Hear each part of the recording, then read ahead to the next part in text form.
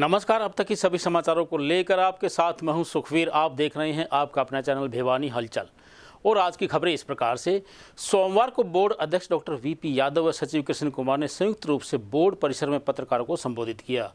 इस अवसर पर उन्होंने बताया कि बोर्ड प्रशासन द्वारा सेकेंडरी व सीनियर सेकेंडरी से संबंधित कंपार्टमेंट, अंक सुधार, अतिरिक्त विषय, स्वयं पाठी व पूर्ण विषय की वार्षिक परीक्षाओं के एडमिट कार्ड बोर्ड की वेबसाइट पर लाइव किए जा रहे हैं। वहीं उन्होंने बोर्ड द्वारा संचालित की जाने वाली नकल रहित परीक्षा को लेकर विस्तार से जानकारी प्रदान की। वहीं जानकारी देते हुए बोर्ड अध्यक्ष डॉक्टर वीपी यादव एवं सचिव श्री कृष्ण कुमार ने आयोजित प्रेस कॉन्फ्रेंस में संयुक्त रूप से बताया कि सेकेंडरी एवं सीनियर सेकेंडरी कंपार्टमेंट, अंक सुधार, अतिरिक्त विषय एवं स्वयं पाठी पूर्ण विषय की वार्षिक परीक्षा फरवरी-मार्च 2023 हेतु प्रवेश पत्र सोमवार से बोर्ड की आधिकारिक वेबसाइट पर लाइव किए जा रहे हैं। सभी विद्यालय मुखिया बोर्ड वेबसाइट www.bseh.organization.in पर यूजर आईडी व पासवर्ड से लॉगिन करते हुए उनके विद्यालय में अध्ययनरत परीक्षार्थियों के प्रवेश पत्र डाउनलोड कर सकते हैं। इसके अतिरिक्त कंपार्टमेंट, अंक सुधार, अतिरिक्त विषय एवं स्वयं पाठी पूर्ण विषय परीक्षार्थी भी अपना प्रवेश पत्र बोर्ड वेबसाइट पर दिए गए लिंक से पिछले अनुक्रमांक, नाम, पिता का नाम, माता का नाम भरते हुए डाउनलोड कर सकते हैं। उन्होंने आगे बताया कि फरवरी-मार्च 2023 में संचालित होने वाली परीक्षा में प्रदेश भर में 1475 परीक्षा केंद्रों पर करीब 5,59,738 परीक्षार्थी प्रविष्ट होंगे, जिसमें सेकेंडरी कक्षा के 2,96,329 परीक्षार्थी तथा सीनियर सेकेंडरी के 2,67,409 परीक्षार्थी शामिल हैं। सेकेंडरी नियमित स्वयं पाठी की वार्षिक परीक्षा 27 फरवरी से 25 मार्च तक तथा सीनियर सेकेंडरी की परीक्षा 27 फरवरी से 28 मार्च 2023 तक संचालित करवाई जाएगी। परीक्षा का समय 12:30 बजे से 3:30 बजे तक रहेगा। परीक्षार्थी परीक्षा आरंभ होने से 30 मिनट पूर्व परीक्षा केंद्र पर पहुंचना सुनिश्चित करेंगे। साथ ही उन्होंने बताया कि सभी विद्यालय मुखिया विद्यालय की लॉगिन आईडी पर अपलोड किए गए आवश्यक दिशा निर्देशों को पढ़ते हुए उनका पालना करने का प्रमाण पत्र देते हुए प्रवेश पत्र डाउनलोड करेंगे। वे प्रवेश पत्र का रंगीन प्रिंटआउट A4 साइज पेपर ही निकालना सुनिश्चित करें। वे शहीद सैनिकों के आश्रित दिव्यांग परीक्षार्थी जो परीक्षा केंद्र बदलना चाहते हैं एवं खिलाड़ी परीक्षार्थी जो देश विदेश खेल प्रतियोगिताओं में भाग लेने के कारण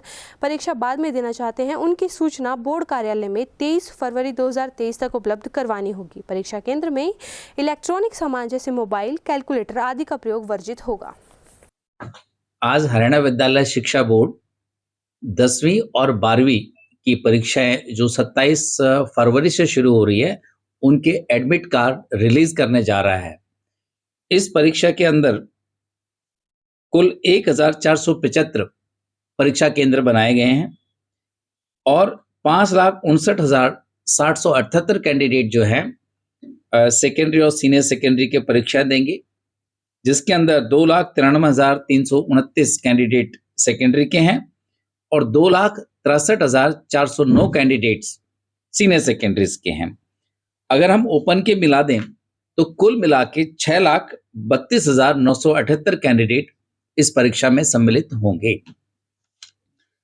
जैसे ही अब एडमिट कार्ड रिलीज होने के बाद अगर किसी विद्यार्थी को ये लगता है कि उसके नाम में, माता पिता के नाम में या जन्म तिथि में या किसी तरह की कोई त्रुटि रह गई है, तो वह बोर्ड कार्यालय से तुरंत संपर्क करें। परीक्षा का समय एक ही समय रहेगा, 12:30 से 3:30 बजे तक, लेकिन परीक्षार्थी ये ध्यान में रखें कि वो आधा घंटा पहले ही परीक्षा केंद्र पर पहुंच जाएं और अपना जो एडमिट कार्ड है उसका वो रंगीन प्रिंट लें। उसके साइड में जो फोटो उन्होंने सबमिट की है वहां पर चिपकाते हुए उस पर अपने सिग्नेचर करें और माता पिता की भी साइन करवाएं। फिर सभी जितने नियमित विद्यार्थी हैं उनको अपने स्कूल यूनिफॉर्म में आना है और साथ में अपना एडमिट कार्ड लेकर आना है, स्कूल का आइडेंटिटी कार्ड भी लेकर आना है। और जो प्राइवेट कैंडिडेट हैं, स्वयं पाठी हैं, उनको अपना आधार कार्ड लेकर सेंटर में पहुंचना है। एक तरह का ये उसका पत्र रहेगा। दिव्यांग कैंडिडेट हैं, उनके लिए बोर्ड कार्यालय में केंद्र स्थापित किया गया है। उनको राइटर की जरूरत है या अन्य किसी की, तो वो संपर्क कर सकते हैं बोर्ड में भी या डीओ के माध्यम से संपर्क कर सकते हैं। एक बात सभी विद्यार्थियों को, सबसे पहले तो मैं आने वाली परीक्षाओं के लिए सबको शुभकामनाएं देना चाहूंगा और साथ में ही सबको बताना चाहूंगा कि जो अनुशासन है वो बनाए रखें। परीक्षा के दौरान वैकल्पिक क्वेश्चंस होते हैं, एमसीक्यू टाइप होते हैं, उनके ऊपर टिक मार्क लगा देते हैं। ऐसे में उनका अनफेयर मीन्स केस बन जाता है, तो टिक मार्क न लगाएं। उसके बाद सबको बताना चाहूंगा कि इस बार हर विद्यार्थी का एक अलग क्वेश्चन पेपर है, यानी उस क्वेश्चन पेपर के ऊपर अलग अलग कोड है। एक तो क्यूआर कोड है और उस क्यूआर कोड को स्कैन करते एक नंबर डिस्प्ले होता है जिसके बारे में किस विद्यार्थी का वो पेपर है, किस सेंटर से है, उसकी सारी जानकारी बैकएंड पे हमारे पास है और हमें तुरंत पता लग जाएगा। साथ में ही डिजिट्स का सिक्योरिटी कोड है जो 3 जगह प्रिंट है। क्यूआर कोड 2 जगह मिलेगा और सिक्योरिटी प्रिंट 3 जगह मिलेगा। तो किसी तरह का अगर कोई पेपर लीकेज होगा तो उसके लिए जो सेंटर सुपरिटेंडेंट है, सुपरवाइजर है और विद्यार्थी भी, ये सभी दोषी माने जाएंगे। कोई व्हाट्सएप नंबर भी जारी किया है? बिल्कुल, व्हाट्सएप नंबर भी जारी किए हैं, उनके हमने एडमिट कार्ड पे भी दिए हैं कि किसी तरह की कोई असुविधा तो संपर्क कर सकते हैं। कंट्रोल रूम्स भी बनाए हैं डीओ साहब के लेवल पे और हमने एक पुस्तिका दिशा निर्देशिका छापी है जिसको सेंटर सुपरिटेंडेंट्स कभी भी रेफर कर सकते हैं। उसके अंदर सभी जानकारियां हरियाणा विद्यालय शिक्षा बोर्ड ने दी है। उसका क्यूआर कोड नहीं, क्यूआर अब वो बांटते जाएं क्योंकि सारा पूरा सीरियल नंबर है, उसका ब्यौरा हमारे पास है। तो जैसे ही वो क्वेश्चन पेपर जाएगा जिस विद्यार्थी के पास, उसका ब्यौरा उसके अकॉर्डिंग हम बता पाएंगे उसके बारे में। परीक्षाओं के लिए बोर्ड कितना तैयार है सर? मतलब 100%, मैं कहूंगा 110% तैयार है बोर्ड। और डिजिटल नकल बोलते हैं, उसके बारे में क्या कहोगे? देखिए, डिजिटल नकल तभी संभव होती है जब ऑनलाइन पेपर हो रहा होता है, जब कंप्यूटर का कंट्रोल अपने हाथ में लिया। इस संदर्भ में इस वक्त डिजिटल नकल का कोई प्रोविजन नहीं रहेगा इसका। सर मैं स्मार्ट वॉच की बात कर रहा हूँ, स्मार्ट वॉच, स्मार्ट पेन। वो हमने पहले ही दिया है उसके अंदर कि कोई भी इलेक्ट्रॉनिक गैजेट, चाहे इलेक्ट्रॉनिक डिजिटल वॉच है या कुछ और है, वो परीक्षा के अंदर के अलाउड नहीं है। और ये एडमिट कार्ड पे भी हमने बड़े स्पष्ट रूप से लिखा है। कितने बजे कार्ड डाउनलोड कर सकता है सर? आज जैसे ही है, मैं समझता हूँ 2:30 बजे के बाद जो है अब सभी विद्यार्थी अपना एडमिट कार्ड डाउनलोड कर पाएंगे। एग्जाम वाले दिन आधार कार्ड तो हमेशा ओरिजिनल ही होना चाहिए। भिवानी के उपायुक्त एवं रेड क्रॉस अध्यक्ष नरेश नरवाल के कुशल मार्गदर्शन में सामाजिक न्याय एवं अधिकारिता मंत्रालय एवं भारतीय कृत्रिम अंग निर्माण निगम कानपुर के सहयोग से भिवानी जिले के वरिष्ठ नागरिकों को वयोश्री योजना के अंतर्गत प्रदान किए जाएंगे सहायक उपकरण। यह कहना है रेड क्रॉस सोसाइटी के सचिव और RCIT के प्रबंधक का। वहीं उन्होंने इस बारे में ब्लॉक स्तर पर एक शेड्यूल भी जारी किया। जिला उपायुक्त एवं रेड क्रॉस अध्यक्ष श्री नरेश नरवाल IAS के कुशल मार्गदर्शन में सामाजिक न्याय एवं अधिकारिता मंत्रालय एवं भारतीय कृत्रिम अंग निर्माण निगम कानपुर के सहयोग से जिला भिवानी के वरिष्ठ नागरिकों को वयोश्री योजना के अंतर्गत सहायक उपकरण प्रदान करने के लिए भिवानी जिले के सभी खंडों में 14 फरवरी को बवानीखेड़ा, 15 फरवरी को तोशाम, 16 फरवरी को सिवानी, 17 फरवरी को कैरू, 18 फरवरी को बहल, 19 फरवरी को लोहारू एवं अंतिम शिविर 20 फरवरी को रेड क्रॉस भवन में आयोजित किए गए, जिसके अंतर्गत 900 से अधिक वरिष्ठ नागरिकों को सहायक उपकरण के लिए पंजीकरण किया गया। सचिव ने बताया कि इन जांच शिविरों में 60 वर्ष या उससे अधिक उम्र के वरिष्ठ नागरिक जनों को सहायक उपकरण उपलब्ध करवाने के लिए पंजीकरण किया गया, जिसके लिए चयनित किए गए वरिष्ठ नागरिकों के लिए जल्द ही वितरण शिविर आयोजित कर उन्हें वयोश्री योजना के अंतर्गत सहायक उपकरण जैसे छड़ी, बैसाखी, वॉकर, ट्राइपॉड्स, कान की मशीन, कृत्रिम दांत, नजर का चश्मा, व्हील चेयर आदि वितरित किए जाएंगे। इस अवसर पर उप अधीक्षक जय भगवान, जिला प्रशिक्षण अधिकारी विकास कुमार, RCIT प्रबंधक संजय कामरा, लिपिक सीमा रानी सहित अनेक गणमान्य लोग उपस्थित रहे। मेरा नाम छोटेलाल। कौन कहाँ का है? शांति नगर किसी का मकान में रहता है, मेरा खुद का मकान नहीं है। क्या करना है बाबा? ये करना की मशीन सुनदा कोनी, ढकनी टूट रही, इसकी बैठने वाली सीट लेना आया था। डोगा डागा कुछ भी, मैं तो कुछ भी को नहीं। रजिस्ट्रेशन हो? रजिस्ट्रेशन कितने पर्ची आपकी? पर्ची कड़ा है? ये रही। कांत सिंह ऑडियोलॉजिस्ट लिमको से बोल रहा हूँ, जिसमें 14 तारीख 2023 से स्टार्ट हुआ है। इसमें 7 खंडों में असेसमेंट कैंप चल रहा है, जिसके अरावली चला है। इसमें 7 खंडों में असेसमेंट हुआ है। पहला भवानीखेड़ा, बहल, तोशाम, लोहारू, आज यहाँ लास्ट डे है। रेड क्रॉस सोसाइटी में। अभी तक 723 बेनिफिशियरी लाभान्वित हो चुके हैं, जिसकी कुल लागत करीब 70 लाख रुपए हो चुका है। ठीक है, अभी तक मतलब जितने भी कैंप है करीब 67 लाख रुपए तक का वैल्यू का कैंप हो चुका है। आज जितने भी बेनिफिशियरी आएंगे उसका वैल्यू बढ़ सकता है। जिला उपायुक्त एवं रेड क्रॉस अध्यक्ष श्री नरेश नरवाड़ IAS के कुशल मार्गदर्शन में जिला भिवानी की सभी खंडों में भारत सरकार की स्कीम योजना के अंतर्गत वरिष्ठ जनों के लिए कैंपों का आयोजन किया गया। इन कैंपों में करीब 850 से अधिक लोगों ने भाग लिया है, जो इस स्कीम के अंतर्गत पंजीकरण हुए हैं।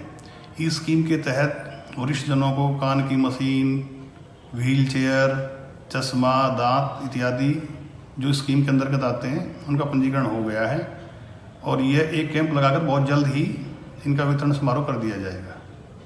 बेटियों को भी बेटों की तर्ज पर हर क्षेत्र में प्रत्येक स्तर पर दिया जाना चाहिए सहयोग, यह कहना है अशोक पहलवान का। बेटियों के प्रति सहयोग का उदाहरण प्रस्तुत करते हुए स्थानीय शास्त्री नगर निवासी महासिंह सैनी ने अपनी बेटी कीर्ति सैनी का बनवारा लड़कों की तर्ज पर निकालकर पूरे भारतीय समाज को एक विशेष संदेश दिया। इस दौरान परिजनों ने नाचते गाते ढोल नगाड़ों के साथ खुशी मनाई। महासिंह सैनी की सराहनीय सोच का महात्मा ज्योतिबा फुले स्पोर्ट्स अकेडमी के प्रधान सुरेश सैनी व मास्टर मनोज सैनी ने प्रशंसा की तथा कहा कि जब लड़के का बनवारा शान से निकाला जा सकता है तो लड़की का क्यों नहीं। बेशक इसे इस क्षेत्र में एक मिसाल के रूप में याद रखा जाएगा। उन्होंने कहा कि इस तरह के कदम बेटा बेटी के भेद को मिटाने का कार्य करते हैं। वहीं कीर्ति के चाचा अशोक पहलवान ने कहा कि बेटियां किसी भी प्रकार बेटों से कम नहीं है। उनकी बेटी की इच्छा थी कि उनका भी बनवारा निकाला जाए तथा बेटी की इच्छा का मान रखते हुए उन्होंने अपने सामर्थ्य अनुसार धूमधाम के साथ बेटी का बनवारा निकाला। उन्होंने कहा कि बेटी की घुड़चढ़ी करवाने का उद्देश्य यही है कि बेटियों को भी शिक्षा से लेकर हर स्तर पर छूट व सहयोग चाहिए ताकि वह अपना और आपका नाम रोशन कर सकें।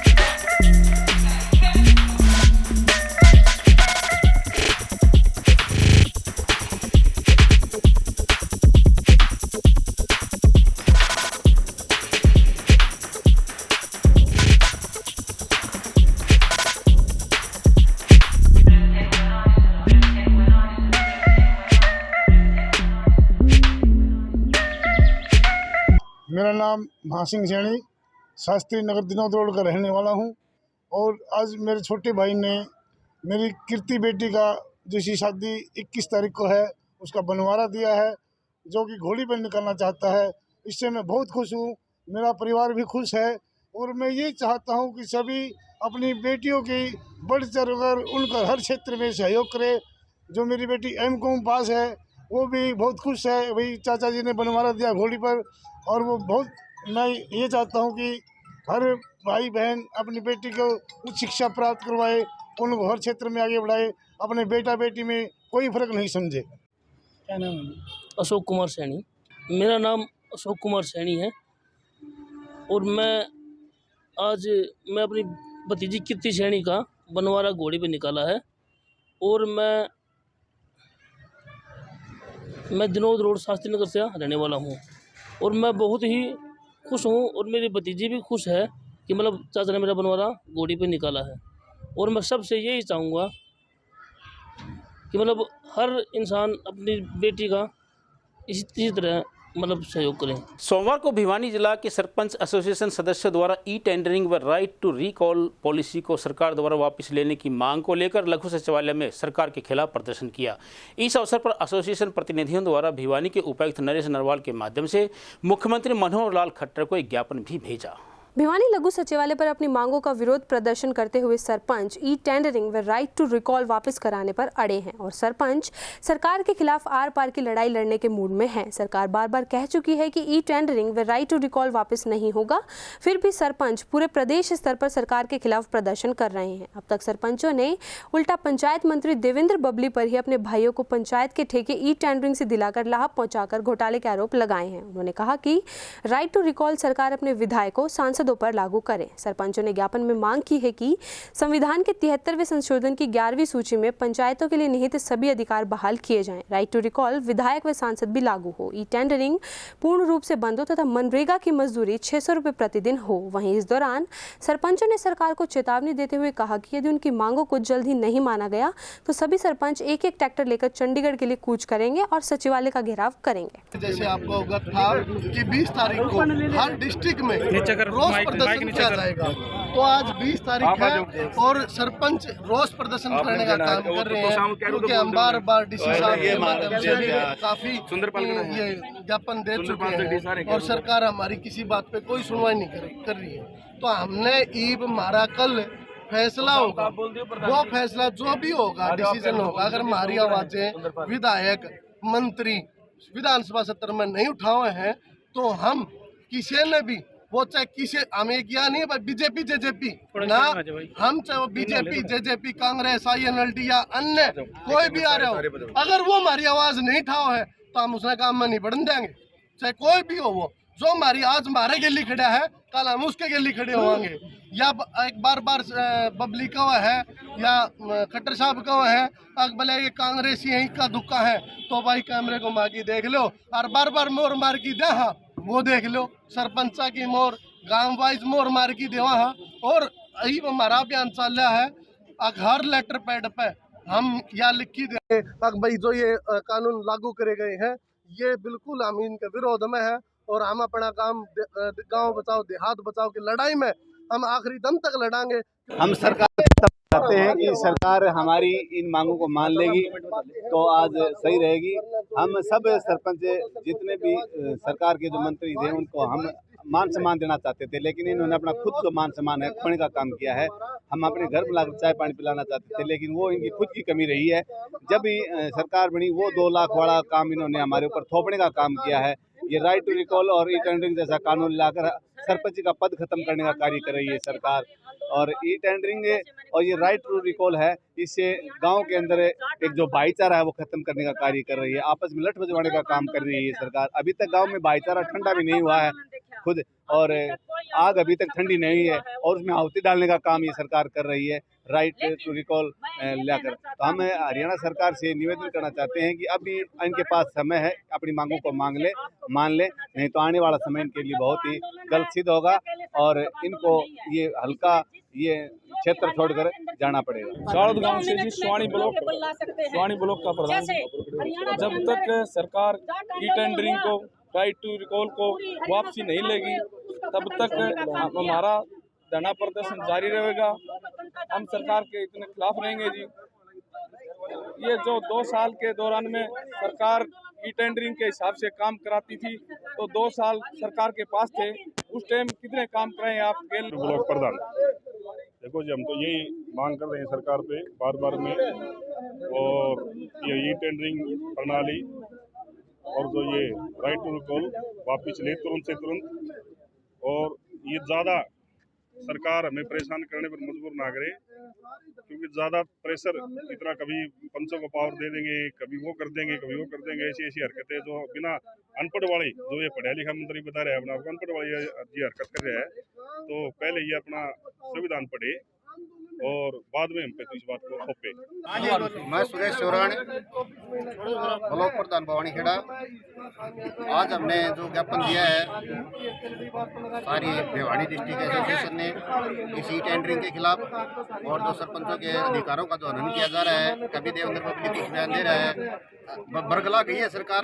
और अब हम आगे से गाँव में भी एक मुहिम चलाएंगे, अपने सभी सरपंच एक साथ होकर प्रत्येक गाँव में जाएंगे, उनको बताएंगे चाहती है कि बीजेपी सरकार जो है ये शहर की पार्टी है और ये गांव देहात को हम बचाने के लिए जो बेड़ा उठाए हैं, हम अपने ग्रामीण क्षेत्रों में ऐसा नाश नहीं होने देंगे और हम इस सरकार का पूर्ण रूप से विरोध करते हैं। 2024 प्रधान एसोसिएशन सरपंच तोसम, हम देवेंद्र बबली और खट्टर को आपके माध्यम, आपके चैनल के माध्यम से बता देना चाहते हैं कि हम हमारे हक लेके रहेंगे और सरकार 2 दिन लेट करे या 4 दिन होगी। सभी सरपंच एक हैं, सरकार सरपंचों को पाड़ने का काम भी ना करे। राजीव दीक्षित के विचारों से प्रभावित होकर निकटवर्ती गांव मीताथल के किसान अमित कुमार उर्फ मुन्ना द्वारा ऑर्गेनिक खेती करके कमाया जा रहा है अत्यधिक लाभ। इस बारे में उन्होंने बताया कि उनके द्वारा पिछले 7 वर्षों से गौशाला की खाद का प्रयोग करके गन्ना व अन्य फसलों की ऑर्गेनिक खेती की जा रही है।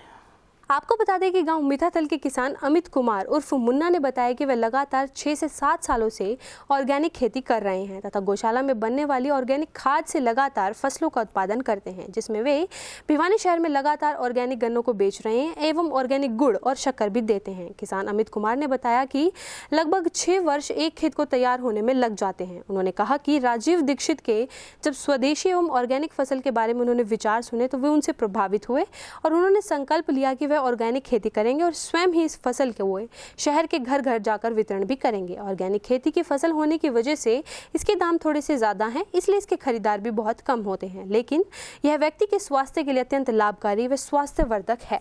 नाम है जी? सभी को राम राम जी। मेरा नाम मुन्ना है गांव का और ओरिजिनल नाम मेरा अमित कुमार है और मैं ऑर्गेनिक खेती कर रहा हूँ सर 2016 से और लगातार ही मैंने ऑर्गेनिक ही किया है। जो भी उसमें कुछ भी लगाया है या खाली छोड़ी है या कुछ लगाया है तो सिर्फ उसको ऑर्गेनिक में ही बनाया मैं सब। और उसमें कारखाने में जो खाद पड़ता है ना, जो खाद बनता है, यूरिया है, डीएपी है, कोई भी जहर की स्प्रे है, वो सब मैंने कुछ भी नहीं डाल रखा 6 साल से लगातार। सिर्फ मैंने कुर्डी का खाद है अपनी गौशाला से गोबर का खाद जो बनाते हैं गौशाला में वो डालता हूँ और घर पे भी मैंने देसी गायें रखी हैं और उन्हीं का गोबर से ही मैं जो राजीव दीक्षित जी को बहुत लोग जानते होंगे, उन्होंने जो कॉन्सेप्ट उनका है कि जैविक खाद बनाने का ड्रम में वो है, थोड़ा लंबा बताना थोड़ी टाइम लग जाएगा, टाइम कम है, तो इसलिए सर वो मैंने खेत में डाला है और उसी से मैंने हमेशा खेती की है 6 साल से। और प्रोडक्शन की रही बात तो सर धीरे धीरे बढ़ के अब थोड़ी रूटीन पे आ गई है। मैं जमींदार भाइयों को भी ये प्रेरणा दे हूँ कि आप ऐसे कर सको जी। और इसमें ये जरूरी को नहीं जी आप गन्ना ही बो कुछ भी बो, उसके जो प्रोडक्ट जो उसका उत्पाद होगा ना वो एक बेहतर क्वालिटी का होगा। अब मेनली गन्ने पे काम करूँ जी मैंने 6 साल से लगातार गन्ने पे ही काम किया है। गन्ने से गुड़ शक्कर बनवाई है और खांड भी बनवाता हूँ, लेकिन वो महंगी ज़्यादा है इसलिए लोग थोड़ा अफोर्ड कम कर पाते हैं। और तो सर मैं क्या बताऊँ, गन्ने की मैं अब फिलहाल मैं क्या कर रहा हूँ कि गन्ने की छोटे छोटे पैकेट बना रहा हूँ और गन्ना ही सप्लाई करूँ, क्योंकि जो लोग ये नहीं है सर जूस पीते हैं, भगवान ने जो कोल्हू दे दिया अपना देसी, इसी कोल्हू से अपना गड्ढे चुसो और पियो, उसका जूस अपने आप चला जाएगा अंदर। भिवानी व हांसी के बीच बनने वाले नेशनल हाईवे के लिए अधिकृत कृषि योग्य भूमि के अधिग्रहण कानून के तहत मुआवजे की मांग को लेकर बड़सी, मिलकपुर व दुर्जनपुर गांव के किसान लघु सचिवालय में एकत्रित हुए। इस अवसर पर अपनी मांगों से संबंधित एक ज्ञापन उन्होंने जिला राजस्व अधिकारी राजकुमार के माध्यम से भिवानी के उपायुक्त को भेजा। प्रदर्शन को संबोधित करते हुए किसानों ने कहा कि किसानों की यह जायज़ मांग है और जिला उपायुक्त को शीघ्र किसानों के साथ बैठक करके इस मसले का सर्वमान्य हल निकालना चाहिए। वहीं किसान जोगीराम बड़सी ने कहा कि राष्ट्रीय राजमार्ग के बीच आने वाले 3 लिंक रोड मिलकपुर, बड़सी व चोटापुर से बड़सी तथा ढानी कुशाल से बड़सी के साथ साथ भी जमीन के रेट बहुत कम दिए जा रहे हैं, जबकि इसका भी रेट राष्ट्रीय राजमार्ग वाला ही होना चाहिए। उन्होंने कहा कि यह अधिकृत भूमि उपजाऊ, छायादार व फलदार पेड़ पैदा करती है। इसके लिए कहीं 56 लाख प्रति एकड़ तो कहीं 24 लाख प्रति एकड़ दिया जा रहा है, जो भेदभाव ठीक नहीं है। इस कृषि योग्य भूमि का बाजार मूल्य भी बहुत ज्यादा है तथा किसान की अनेकों पीढ़ियां इस पर निर्भर हैं। सस्ते में उनकी जीविका उजाड़ना सरकार को शोभा नहीं देता। उन्होंने जिला उपायुक्त व सरकार को आग्रह किया है कि यदि उनकी जायज बात को अनसुना किया गया तो वे आंदोलन करने को मजबूर होंगे। तो कलेक्टर रेट के हिसाब से है तो जमीन की रजिस्ट्री भी हमारी बहुत ज़्यादा हो रही है। ये 1 करोड़ के करीब है। कुशाल ढानी की जब मजरा बड़सी का गाँव है, बड़सी मजरे में 9 गाँव आते हैं, तो ये ज़मीन हमारी और इससे भी बढ़िया ज़मीन जो है जो इस सड़क में आ रही है, ये बहुत अच्छी ज़मीन है और इसका बता सबसे कम है। हाँ जी। जिस किसी ने भी बाग लगा रखा है उसका मुआवजा जो दे रहे हैं वो 20 साल पहले का अटैच कर रहे हैं और हाल की पैदावार का लगा ही नहीं रहा कि भाई हाल पौधा कितनी फसल दे रहा है। मेरा नाम आजाद सिंह है, गाँव बड़सी से हूँ। हरियाणा पर बाईपास निकाल रही है ना, इसमें तकरीबन जमींदारों के 2-3 एकड़ के मालिक हैं, जिनकी रोड का दोनों साइड में ज़मीन रहेगी। गवर्नमेंट रेट कमाए कम दे हमारा है, आम जमींदार भी एक दूसरे में देता है तो 35-40 के बीच में रेट देते हैं, लेकिन वह पूंजीपति हैं, कलेक्टर रेट पर रजिस्ट्री करवा जाए, इसलिए छोटे जमींदार सारी हमारी रजिस्ट्री भी सापड़ती है। 1-2 रजिस्ट्री भी है जो ऊपर रेट की है। और उनका ना रास्ता ना पानी कुछ नहीं, तो आम जमींदार तो मारा गया। 24 लाख में क्यों है कि बाहर भी जाए तो 2 कनाल भी बने आवे, कम से कम हमारा 1 करोड़ कम से कम हमारा 1 करोड़ रुपया होना चाहिए मुआवजा। 1 करोड़ रुपया मुआवजा ही बिल्कुल जमा वो सोच लो मिलता है कोई बिल्कुल माझा मुआवजा कोई काम को नहीं। 24 लाख का तो कुछ भी बन गई। हमारा एरिया में 1 करोड़ की रजिस्ट्री हो रही है, 36 लाख की हो रही है, 45,000 लाख की हो रही है, आराम में रेट मिल रहा है कुल 24 लाख। बोलो जी कैसे हम जमीन दे रहे हैं इस बार में? इतना उपजाऊ जमीन से आप जाके देख लो कहीं भी नहीं मिलेगी ऐसी उपजाऊ जमीन। आज हमारी जमीन वैसे भी 60-70 लाख की जमीन है जो 24 लाख मान को कर दे दें। तो क्या मांग करा जी इसमें तो मतलब 1 करोड़ रुपया का मुआवजे की मांग करा जी हम तो। काशी बाईपास है और भिवानी के लिए बाईपास निकल रहा है जो कि हमारा खेतों के बीचों बीच निकल रहा है।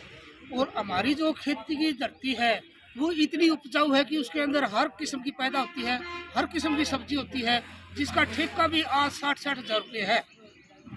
और जिसकी कीमत आपस में एक दूसरा जमींदार लेता है तो भी 60-65 लाख रुपये में खरीद करता है, और गवर्नमेंट दे रही है 24 लाख रुपए। आप ये बताओ कैसे होगा? फिर खेत की 2 बंटवारे हो गए, एक तरफ 1 कनाल बच गई, कहीं आधी कनाल बच गई, कहीं 1.5 कनाल बच गई, जिसको रास्ता भी नहीं है वो कैसे वो होगा जमींदार? वो तो बेघर हो गया जमींदार, तो सड़क के ऊपर बैठ गया बिल्कुल। जिस जमींदार का 2.5 एकड़ जमीन है और उसके बीच का रोड निकल गया, 3 कनाल इधर रहेगी, 1.5 कनाल इधर रहेगी, वो क्या करेगा? कहीं दूसरी जगह जमीन लेगा तो वो भी नहीं ले सकता। 24 लाख में तो घर मकान भी नहीं बढ़ सकता आज के ज़माने में। तो ये बताओ कैसे क्या होगा? कम से कम 1 करोड़ रुपए देखे तो खराब हो ही लिया उसका, कम से कम आपका गुजर बस तो कर सकते। आज जो हमारे बरसी गांव के जो किसान आए हैं, और बरसी एक ऐसा मौजा जिसमें 8 गांव की ज़मीन आती है, और उसके अंदर भेदभाव सरकार जो कर रही है भाव के अंदर, वो थोड़ा नहीं। जब तक हमने 2013 का जब भूमि अधिग्रहण बिल बनवाने लग रहे थे, उसमें ये था कि जो मार्केट का जो भाव है उससे 4 गुना भाव कम से कम गांव में दिया जाएगा, और शहर में 2 गुना के शहर में पहले भाव ज़्यादा होता है, 2 गुना दिया जाएगा। और यहाँ जो वास्तव में जो ज़मीन बिकी है 98 लाख तक की भी पर एकड़ ज़मीन बिकी है।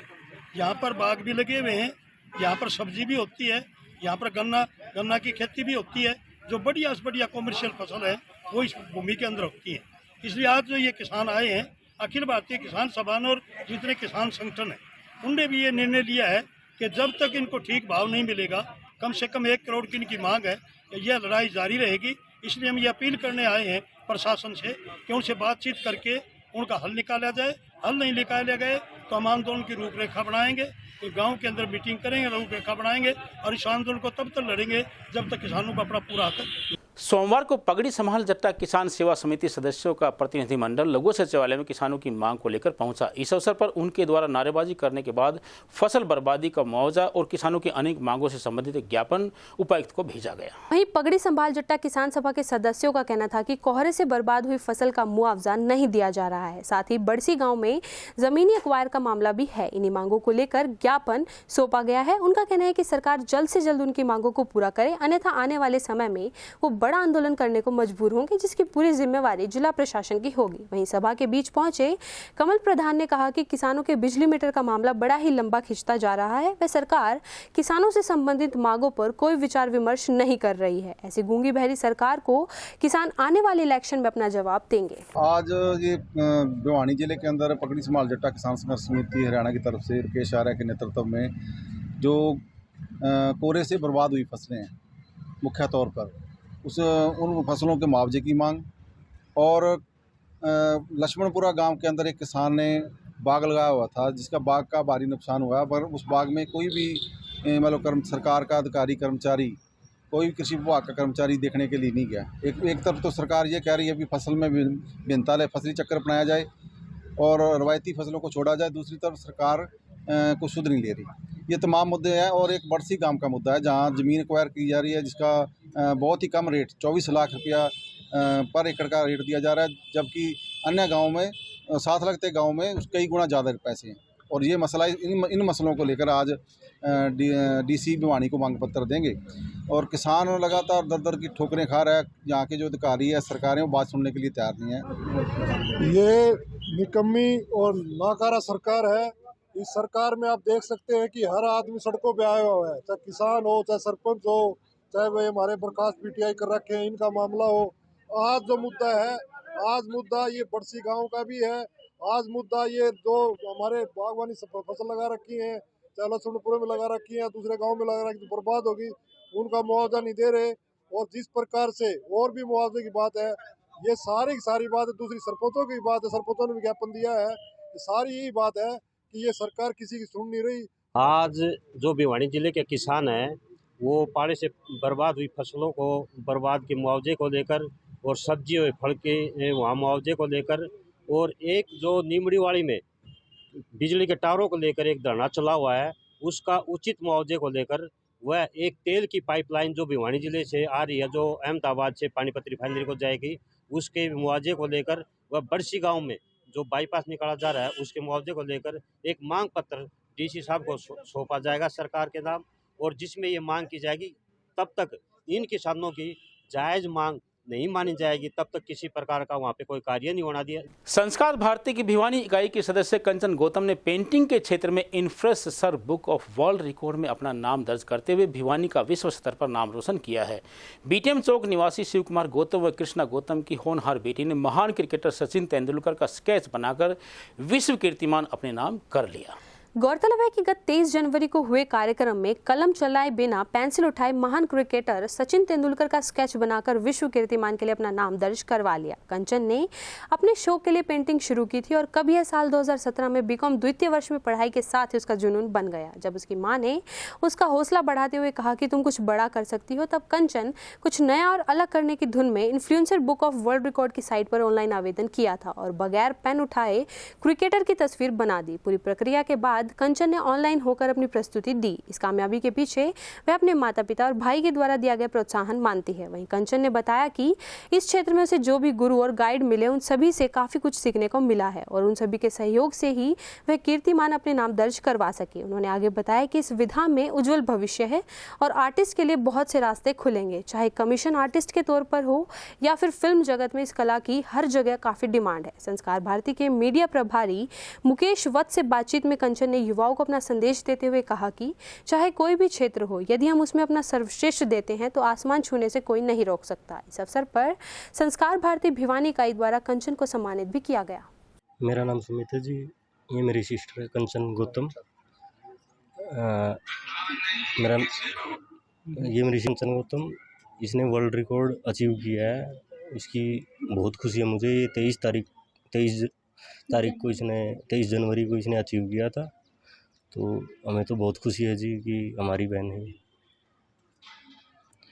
हमारे पूरे परिवार में इसकी बहुत खुशी है जी। यहाँ पे मेरे ताऊ जी हैं, चाचा जी हैं, सारा परिवार बैठा है हमारा, तो हर परिवार के सदस्य में बहुत खुशी का माहौल। आज संस्कार भारती भिवानी इकाई के द्वारा हमारी सदस्य बहुत ही होनहार और बहुत ही लायक, बहुत ही योग्य कंचन गौतम को इन्फ्लुएंसर वर्ल्ड रिकॉर्ड्स में नाम दर्ज करवाने के लिए हम सब सदस्य बहुत ही गौरवान्वित महसूस कर रहे हैं।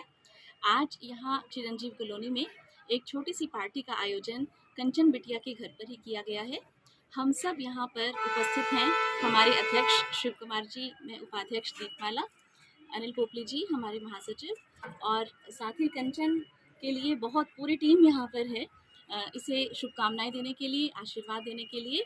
और ये तो हम सब यही कह रहे हैं कि ये तो केवल एक शुरुआत है छोटी सी, और अभी तो कंचन ने बहुत बहुत ऊंचाइयों पर जाना है। आप सब जैसा कि जानते भी हैं कि हमारी संस्कार भारती में शिव कुमार चित्रकार जी, जो कि अब अध्यक्ष पद पर कार्यरत हैं, और पूरे भिवानी शहर को, पूरी इस छोटी काशी को इन्होंने अपनी शानदार पेंटिंग से सजा रखा है। तो उन्हीं के ही आशीर्वाद से आज कंचन ने इस मुकाम को हासिल किया है। तो मैं साथ ही शिव कुमार जी को भी बहुत बहुत बधाई देती हूँ। कंचन के पूरे परिवार को, माताजी, पिताजी और भाई बहन को, सभी को हमारी ओर से बहुत सारी शुभकामनाएं। और ये एक छोटा सा प्रतीक चिन्ह संस्कार भारती भिवानी इकाई की ओर से हम सब